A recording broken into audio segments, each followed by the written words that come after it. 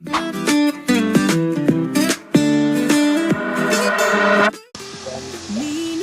afternoon, mga ka-GM. Narito tayo ngayon sa Ricardo's Functional Hotel.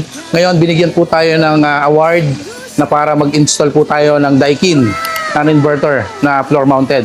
Ganito po sila mag-install ng proper... Ongoing na po yung installation natin dito. Bali, may nakabit na po tayo isang unit. Ayan po. Bali, ang ginawa po dito sa indoor unit, yung mga bracket po, yun pa rin po yung ginamit natin. Nilinis po yung indoor bracket para sa paglalagyan ng indoor unit. Tara na sa serbisyo at asikaso kami panalo. Davino M, kapartner mo, subok totoo.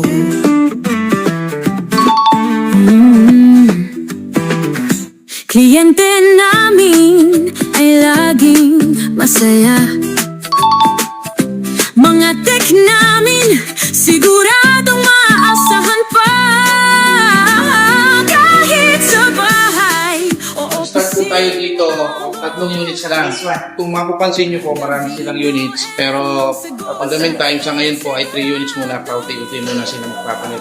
Pero plan po talaga ng owner is palitan sila lahat. Kasi pinaghahandal din po nila ang sama. Kasi marami po nagbubuo dito sa kanilang functional hotel. Kasi ang ganda po talaga yung places nila. At the same time, sa mga parking, wala silang masasabi dahil napakalawak ng parking ng Ricardo's Hotel. Kaya abangan nyo sa muli namin pag-install. Maraming salamat mga RGM.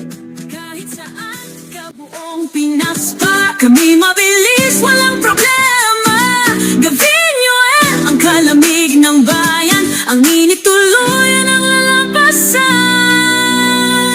Gavino ang air conditioner ng bayan, subok na sigurado mga kalamig. Tara na sa serbisyo at asikaso kami panalo.